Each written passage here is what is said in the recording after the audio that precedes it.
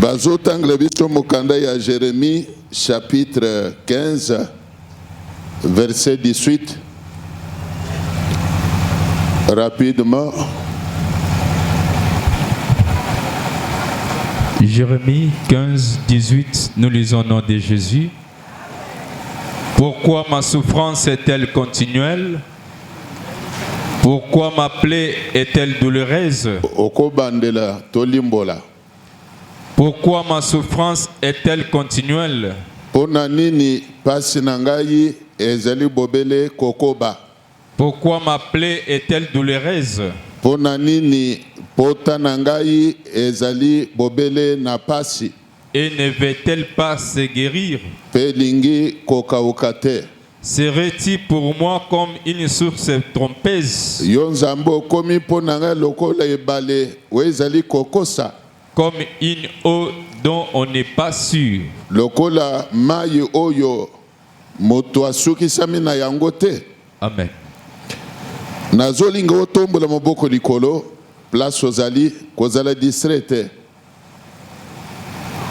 Tozokende kosambela. Be moto na nzambe kati na biso tosambeli na kombo na nkolo Yesu.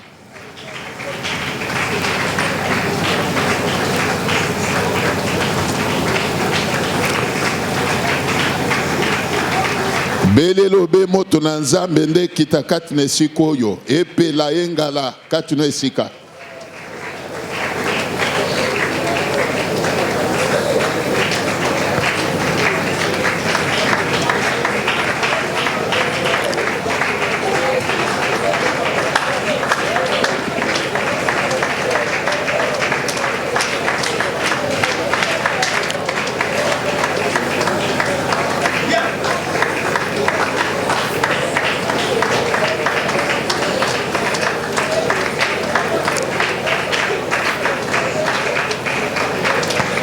Na kombo na nkolo Yesu Kristo. Amen.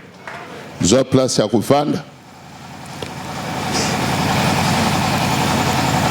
Tobeteli loba na nzambe maboko.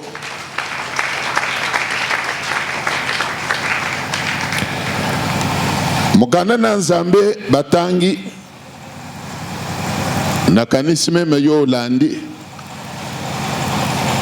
Ezana mutuna moko.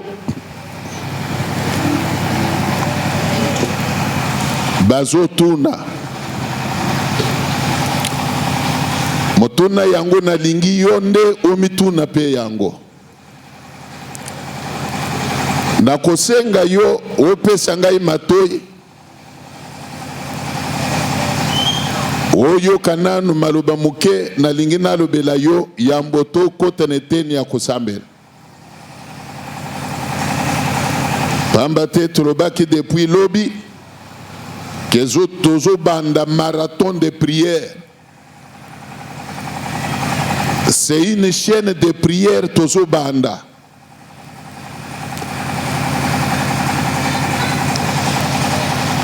Motuna batuni bazolo beke pona nini pasi nangai ezali bobele kokoba. Nde place na lingina bandele yangwana. Ndenge toye pai na nzambe boye moto na moto azana likambo amemeli nzambe meme yozo talanga wana ozana dossier okotisa epai ya nzambe mosusu pe eloko ememi epai ya nzambe eza bitumba ya se ya mokili oyo bitumba ya se ya mokili bitumba wana nde sali ke akimele pa ya nzambe me meme bitumba wana soki yango nde ezali kotinda yo sambela mingi bien-aimé okomi tuna pe mutuno lobi me kino tango nini na kozanga kimia kino tango nini bitumba ya se ya moye kozangisa ngai kimia kino tango nini nzambe tozo sambela batu bandimela nzambe bayaka na malade bayamba lubiko, bayaka na bademo bayamba lisiko.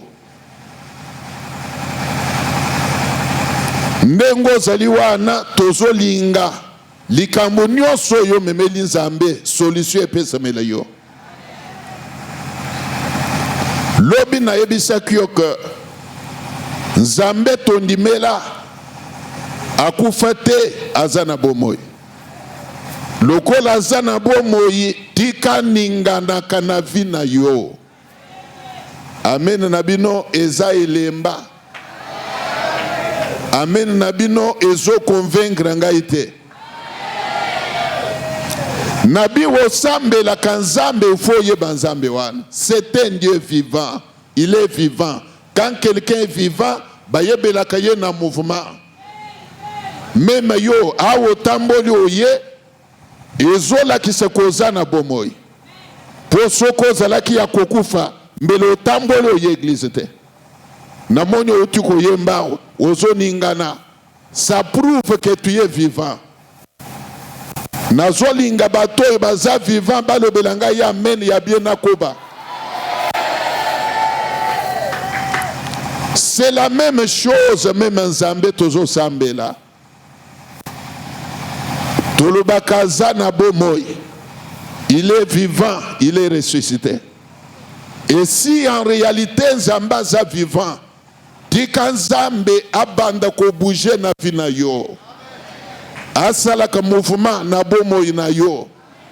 Mouvement na Nzambe na vie ya moto et mona na quand même na entourage ya moto.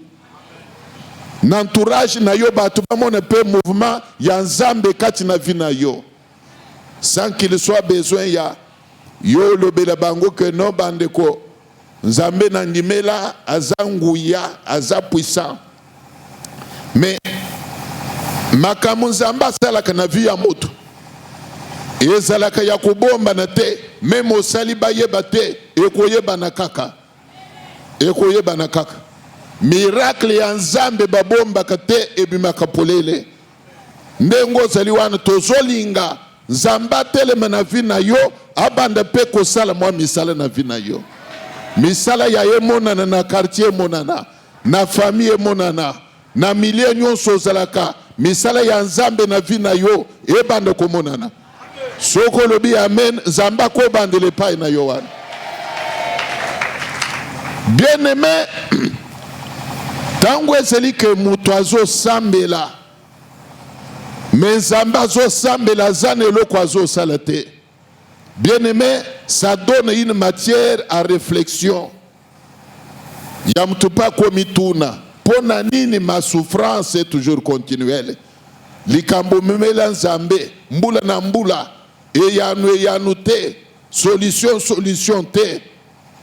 Kokende modelo zokende wana te. Kokende modelo zokende wana te. Même Bible zolobeke na tangu ne sengu sepela, na tangu na mawafanda kanisa. Il faut soit quand même moi tempe ya komituna. Pona nini likambo na memela Nzambe, malgré na priya, malgré na jena, malgré na yak église, offrande na pesa, Nzambe akufa matoi te. Soki biso batu toyokaka, tika na yebisa yo, Nzambe yokaka koleka ndenge biso toyokaka. Nzambe yebi koyoka koleka ndenge yoyokaka wana. Omona ndenge na zote yao, place ofandi wana ozoka ngai. Nzambe ayokaka koleka ndenge yoyokaka wana. Bolo pambula yo. Nzamba pambula yo. Nzamba pambula yo. Nzamba pambula kako ya lobi amen wana. Oya boyi koloba amen. Nzamba botole na oyo muka pesa kiye. Apesa na oya lobi amen. Betele nkolo maboko.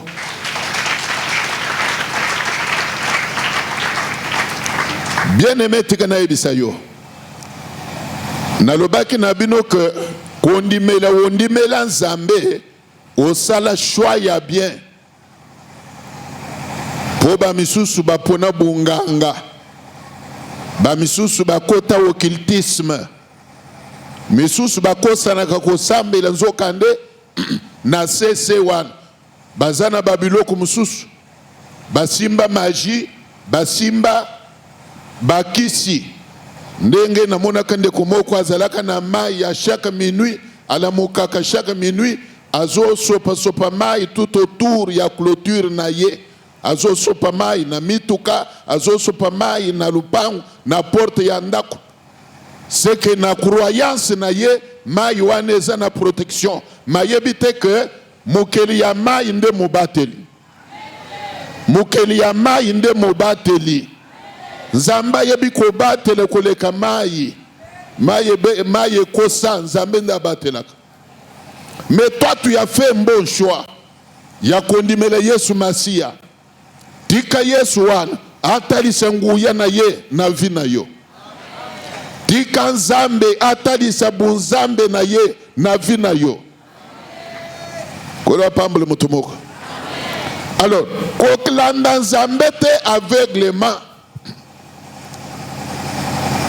ya nzambe aza na eloko azosalela yo te me yo ozozala kaka kimia ozozala kaka semblant ozobeta semblant na lere nzambe oyo ndimela makambo memela ye ata ye yano apesa yo te réponse nzambe apesa yo te mozozala distrait ozozala kidiba bien aimé na nzela na nzambe oya kotika mutu moko te.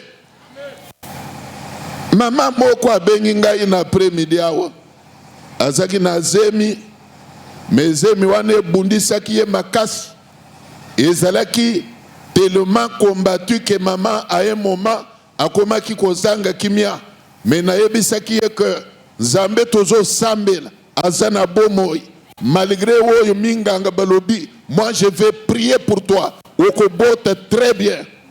Namoni abengi nga sima midi alobi papa nzambe na yo asali na boti mwana ya mobali na kimia nzambe na yo asali nde biloko na ebisaka bino ke tangu yo zoloba ko omoni rien mais zana bato bazomona quelque chose.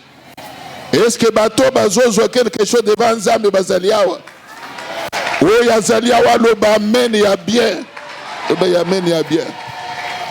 Nazolinga yo pokota na mulongo ya bato bazomona loboko na nzambe wokota na mulongo ya bato bazobika miracle ya nzambe. Pourquoi ton dossier ezoumela nzambe azoyanula te pona nini likambo yo memele nzambe tu y as prié tu y as gêné mais nzambe azo agir te pona nini nde likambo tozana yango. Même si eza bitumba bien aimé bitumbe ko le kamutu makasi mais jamais le kanzambe makasi. Je répète encore que bitumbe ko le kamutu makasi mais jamais le kanzambe makasi. Nzambe balonga ka yete me yenda longa kaka tika teleme na vi na yo alongela yo bitumba nyonso etelemeli yo wana wala pambole mutumoko. Totangaki Lamentation chapitre 3 verset 39 à 40. Mukanena nzambe zolobeke. Pourquoi l'homme vivant se plaindrait-il? Que chacun se plaigne de ses propres péchés. Que chacun se plaigne de ses propres péchés. Il fallait que chacun se plaigne des péchés de ses sœurs, des péchés de ses frères. Ndengo kukuta mutu mususu likambo ayeli nzambe eyano epese melaka yete nzambo ya yazo sambela ayanulaka yete asalelaka ye lokote mokutu mutu azolobeke vraiment église penza bubangi na nzambe zate église vraiment crainte de Dieu zate église vraiment on dirait bunzambe zate bunzambe zate nde pai na yo epai nde na yo epai na baninga bunzambe zali epai na baninga bunzambe zali. Yebisa ngai thermomètre nini yozana yangu ya kopima nangu bunzambe. Ozana pour me mettre nini. Ndozo kanzamba zorbe que chacun se plaigne non des péchés des autres mais de ses propres péchés. Tu dois te plaindre de tes propres péchés. Yonde zonga katina yo luka woyeba. Pourquoi ta souffrance est-elle continuelle? Pourquoi ta misère demeure-t-elle? Pourquoi ton dossier tarde à être résolu? Yonde zonga katina yo mitala. Y a-t-il quelqu'un qui peut dire amen? Y a-t-il quelqu'un qui peut dire un bon amen? Yonde zonga katina yo. Le verset 40 dit que recherchons nos voies et les sondons. Mutuna mutwa mitala amipima. Woyeba pona nini? Ya yo dossier et ya noté. Comme me disait un frère que papa n'a sali 7 jours ya jeune. Mais bandana bimi jeune na moni changement te. Bien aimé, ça vaut la peine womiyeba. Et c'est-à-dire que Nzamba kufa matoyi ou bien tolebe que Nzamba zanga nguya. Laisse-moi te dire que notre Dieu, le Dieu que nous prions, le Dieu de la Seka, le Dieu de la Seka Mongafula est omnipotent. Nous prions un Dieu très puissant, plus puissant que les sorciers, plus puissant que les magiciens, plus puissant que ton ongle là, plus puissant que ta tante là. Tozo sambele nzambo soka telemi bandoki baki makambangu. Tozo sambele nzambo soka telemi banganga baki makanda mbangu. Atinda liloba na ibisolo kumoko. Mongongo na nzambe meme liwa ebanga kayango. Yesu a telemi devant tombeau ya Lazare, déjà enterré depuis 4 jours. Atindi liloba, Lazare sort. Mongongo ya Yesu eto samina na esprit ya Lazare. Lazare a sekwi, tombeau fungwami. Lazare a zongi na vie. Bien-aimé, makila mutusoki akufi. Makila ezalaka yako ekangama. Mutu soki akufi makile tambula kate. Ebembe makile tambula kate. Même si akundami na noté makile zalaka ya kotelema. Combien plus soki mutu ase akundami makila ese komi coagulé et kangami. Mais sur l'ordre donné par Jésus, le sang a recommencé sa course. Makile zongeli kotambula. Bien-aimé, tika situation na yo etelema ezongela kotambola. Sokolobi amen ezozonga kotambola. Parfois ozosambela nzambe oyebi ete. Kufe yo kaka n'importe quelle voie te. Que dire même de la paralysie de cet homme que Pierre et Jean avaient trouvé devant le temple, boité de naissance. Pierre bazo senga bangombo. Pierre azolo que je n'ai ni argent ni or, mais ce que j'ai, je vais te le donner. C'est que Pierre avait quelque chose, quand bien même il n'avait pas l'argent, mais il avait quelque chose. Bien-aimé, tikanaya bisayo que la parole de Dieu est une puissance. Elle est une puissance qui libère. Elle est une puissance qui ressuscite même les morts. La parole de Dieu est une puissance qui donne la vie. Tikandenge nazo te yao, maloboy nazo bimisa, ezongi sa vie kati na yo. Ezongi sa vie kati na yo. Oye telema ke ezongi le kotambola. Oye tambola kate banda kotambola. Bila kelimabe pakatambangu. Malédiction pakatambangu. Oh. Bien-aimé, mais il faut mitouna. C'est ça notre problème. Pourquoi ta souffrance est-elle continuelle? ndeli kam tozana yango. Tu as un problème. Na biso ke ndenge to yaka liboso na nzambe aho. Mutu na mutu azana dossier na ye. Même en ce qui concerne bitumba, mutu na mutu azana bitumba na ye. Yoko tikala te osambe la kambula na mbula, mais jamais au monaka loboko nzambe. C'est anormal. Basusu nde bapesa ka témoignage, matoi na yo ka témoignage, oyo baninga bazo pesa. Mais sans que yo pe opese témoignage, batu misusu bayoka. Laisse-moi te dire que ngonge koki yambaloy yonde pese témoignage. Matoi ya batu misusu yoka témoignage na yo. Même na quartier ozo fanda bayoka témoignage na yo. Kola pambule mutumoko.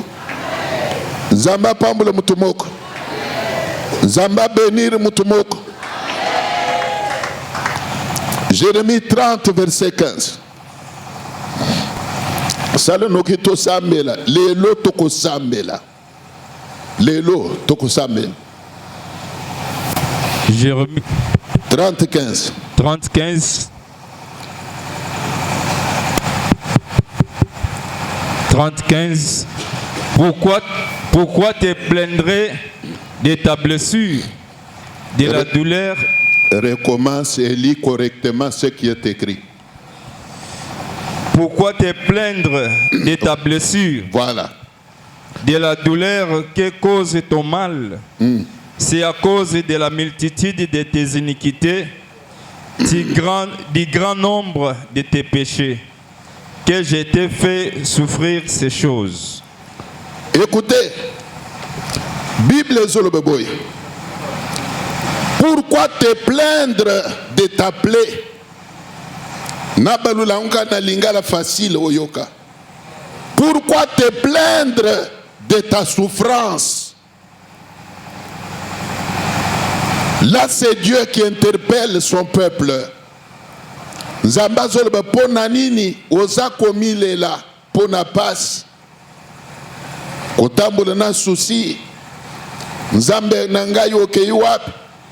Comme me disait une sœur que papa na komi kolemba makanise komi koyela ngai natika meme kosambela na bisaki ye sœur ko salere wana te salere wana te soki makanise zoye la yo tika kosambela nzambe pa chanja kate meme yo boyiye batu bakangami na ye bazakaka pe bakozana kakaka.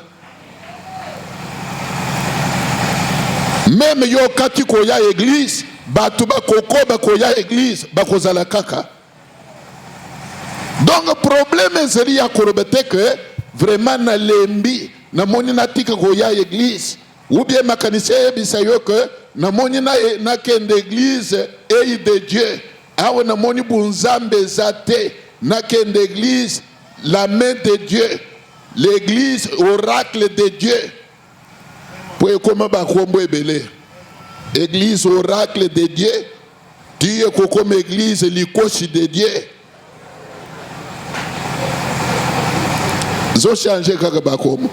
Mais moi je vous dis que le problème est zawa nate. Bible dit que l'Éternel ne change pas. Il est le même hier, aujourd'hui, éternellement. Biso batunde to change. Tika na bisolo kumususu. Nzamba tika kabawo ya yete me batunde batika kanzambe. Ndo yoka tout le temps nzamba zoloba revenez à moi et je reviendrai à vous. Revenez à moi. Elingolo banini.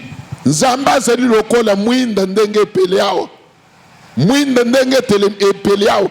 Ekolo ngwa wote. Ngai nde na koselere na longwe na se ya mwinda na ke kote ya mulili. Soki na tiki mwinda na ke kote ya mulili na komona nzela polele te makambu pe kozala mulili. Soki na lingi lumière ngai fo na zongo kote lumière eza. Jésus est la lumière. Jésus est la lumière. Jésus est la lumière. Nazolinga mutu nyonso azongele lumière. Betele nkolo maboko.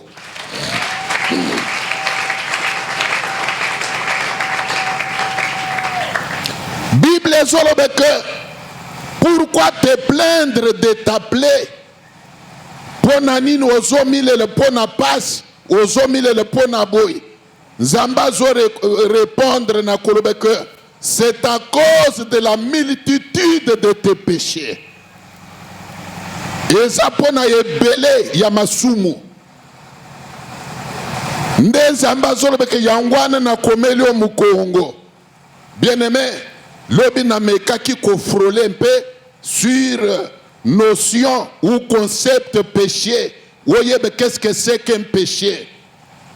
Il y en a qui pensent que l'herbe lobi péché et ça comme le masang. Kaka yangonde péché. Mususu pa yebi lisumu ya yebi et ça kaka kindumba nda yebi eza. Oui, kindumba eza lisumu. Comme le masang eza mabe.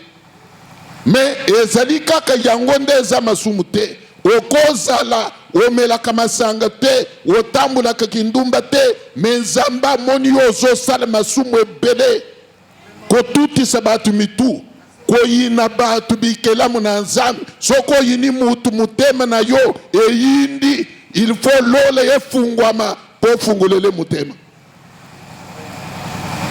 Je vous avais même dit que ezana bandoki mususu bayebi kofanda na batu koleka mutu mususu azandoki te mayebi kofanda na batu te.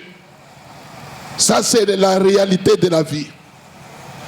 Okuta na milie mususu batu bazo préféré kofanda na ndoki ke kofanda na yo mututisi ya batu mitu kolporter mutambwiseli batu sangu mabe kolporter mutu azo préféré kofanda meme na ndoki azana respect ayebi kofanda na batu atutisaka batu mitu te malgré kindoki na ye tika na yebisa yo bandoki ya bien pe bazalaka même si akokote li felo pona kindoki na ye mayebi kofanda na batu baye bazo sepela na ye koleka yo ozalaka ndoki te me oza mama mabe oza papa mabe.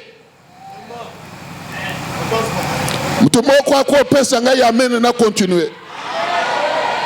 Mutu moko akolobela ngai amen na continuer.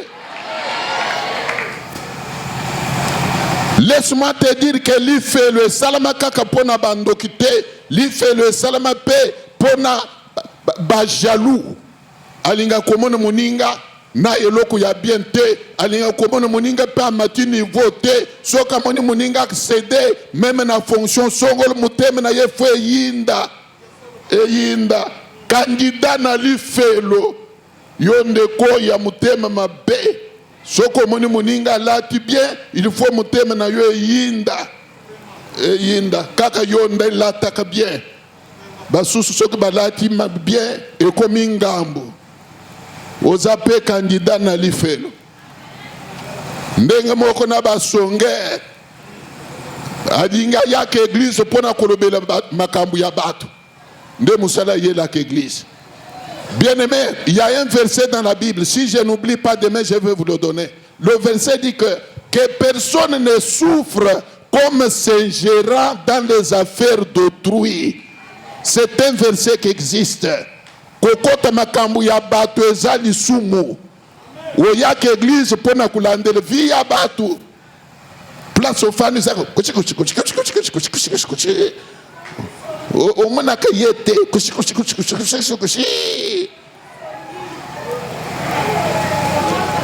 Bible lobi que personne ne souffre comme s'ingérant dans les affaires d'autrui. Un chrétien bien éduqué à quoi l'andele vie a batute. Église toyaka pona kulandele nde vibi ya bisomoko devant Zambe. Kolandela ka vi ya batute ya ukutie en église ayebina mama mususu a changer ka kitambala te ya ye kitambala ezela kaka rouge ayebiye de musala yo ye la ka église yangwana oyebo balata ku rouge ngai moko pasteur na yebite ka yaka na rouge mais yo ndo lande la seule personne il faut lande le vie ya batu eza pasteur.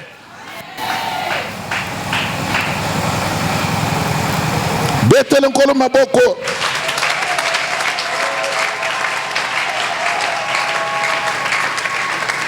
Yebisa voisin ozoka makambwani bakisele Yesus kulandela ka via batu misusu te lobele yebia yoka tobetere nkolo maboko.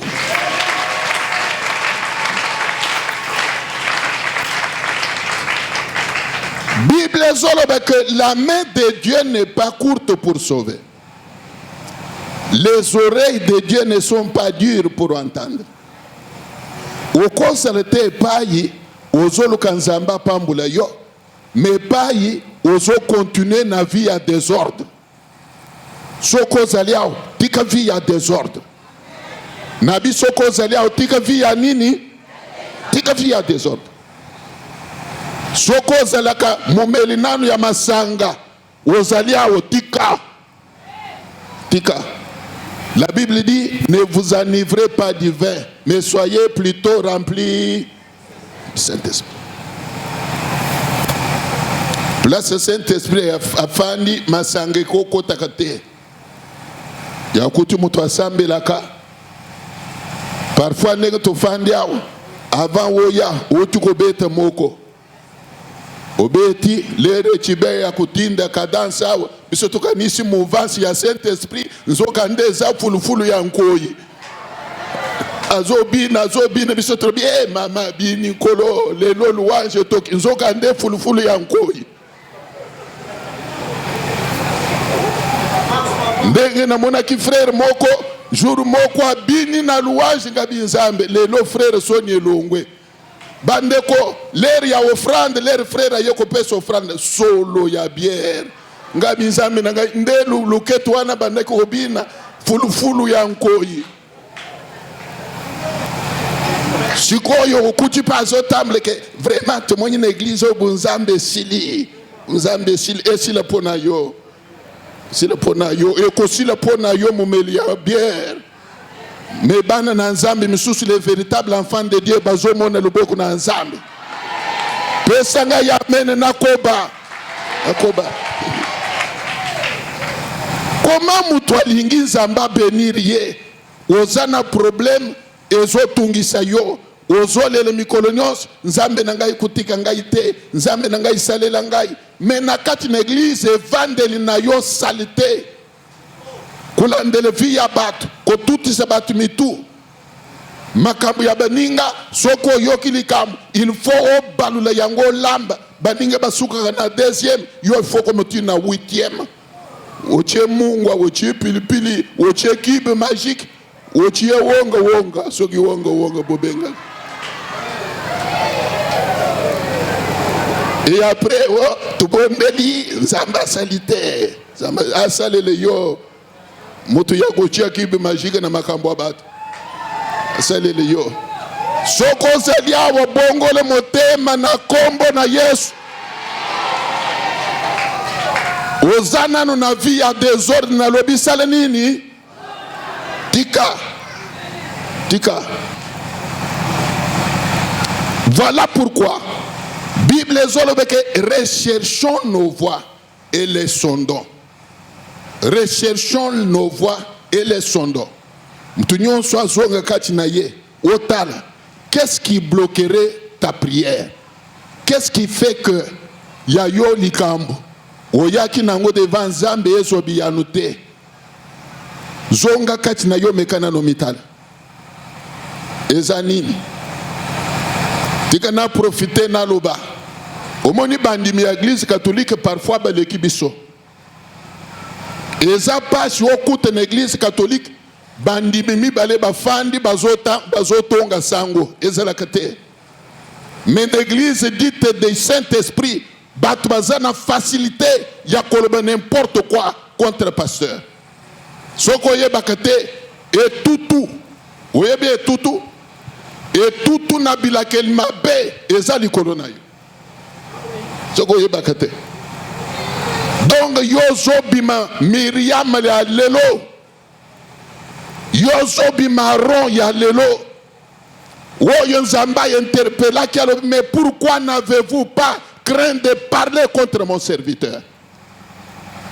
Soki bakufi balobaka nakotinda yo okende kosekwisa kore Datan na Abiram otuna bango tina nini bakufelaki nini. Kende kotuna toli epai ya kore, kende kotuna toli epai ya Abiram na Datan, tuna bango boyebisa ngai bokufele nini mbele bakoyebisa yo ke tosalaki erreur ya kotonga musali ya Nzambe Moïse nde loko Bible ezolobeke mabele fungwama kore Datan Abiram na bandimi oyo bazalaki nsima na bango bakenda vivant na kati ya mabele, bakoti mabele funiki. Tout celui qui méprise un serviteur de Dieu ne peut pas rester impuni. Tu ne peux pas rester impuni, qui que tu sois.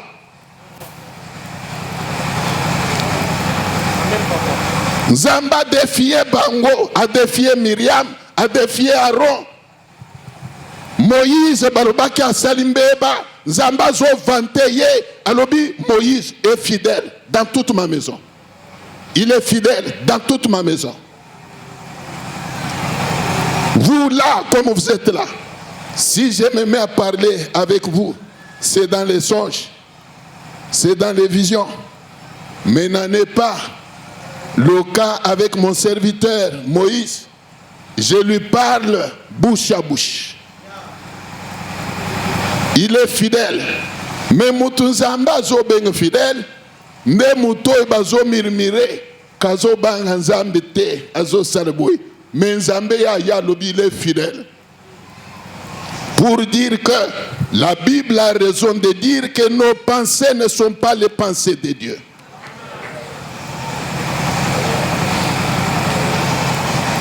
Il y a des gens qui viennent à l'église, mais qui ne savent pas ce qu'ils viennent faire à l'église.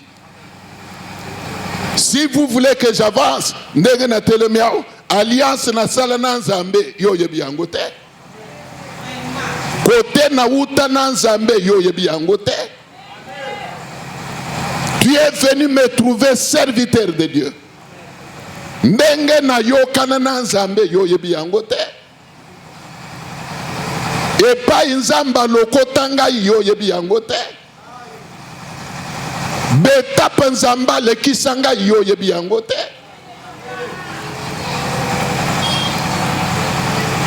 Ezaka kanenga balobaka ke mutu akoye besikanda ko yatangaka ezaka mutu afani nakati. Bien-aimé, zonga kati na yo. C'est avec amour que je te parle. Zonga kati na yo. Likambo eza moko. Pourquoi ta souffrance est-elle continuelle? Pourquoi ta plaie demeure-t-elle douloureuse et ne veut-elle pas se guérir? Likambo zana yango. Pourquoi? Ezozo yanute. Est-ce que Nzamba kufa matoi? Pourquoi? Puisque les lozolobeke bitumane le kelingai. Laisse-moi te dire que bitumani ne kole kanzambe makasi. Malgré bitumba, ezana bashi bazalaka kobota te babota malgré bitumba. Malgré bitumba, ba chômeur bazwa misala. Malgré bitumba, bien-aimé, ba malheureux, ba pambolama, ba koma béni malgré bitumba. Même yo pe malgré bitumba tozolinga Nzamba sala na vina yo. Malgré bitumba même ata bazolinga te umele na mokili ngai nazoloba umela. Malgré bitumba même si babongisa serkei ngai nazoloba serkei wana bango moko bakota na kati. Malgré bitumba Nzamba salela yo. Malgré bitumba, Nzamba teleme na vina yo, Nzamba teleme na libota na yo, malgré bitumba, Nzamba pambola yo. Lobi na bisaki bino ke soko tali meme na milio fanda kawala. Okomona bati misusu, bazo sombe mituka, bazo sala ba voyage. Na cause exemple même ya frère ya fandiao. Ndeko Christian. Parfois yo yebiye migoloi. Mais tangu animeli nzambe ngani mutu na yambaki ye. Na bandi ku utiliser ye même une intercession. Je me souviens peu mais une fois natinda ki accompagner motei moko na sekangaba. Peut-être Asia Bosani. Di nazo blâmer ye ndenga fandiao. Mais les no frères oyo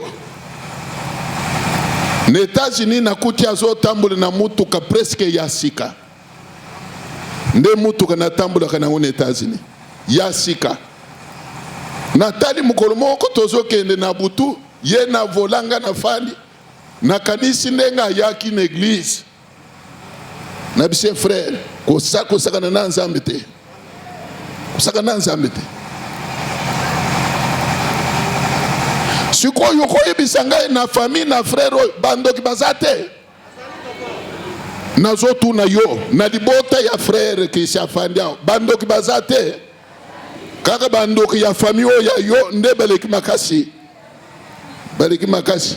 Moi je dis que malgré kindoki pambulama, malgré kindoki santé na yo eza la santé de fer, malgré kindoki somba pe biloko a valeur, vie na yo ezwa kimia. Ezwa kimia. J'ai toujours aimé maloba ya maman Esther devant menace de mort. Ezalaki ko peser contre les Juifs. Maman wana zoloba simana ye ko bondela azwebisa Mardoché azoloba que malgré la loi, moi je dois aller de l'avant. Malgré la loi, je dois rencontrer les rois. Malgré la loi, le roi doit me recevoir. Malgré la loi, je dois monter. Et moi je te dis que malgré la loi, il y a famille na yo, pambolama. Malgré la loi, il y a famille na yo, bika kimia.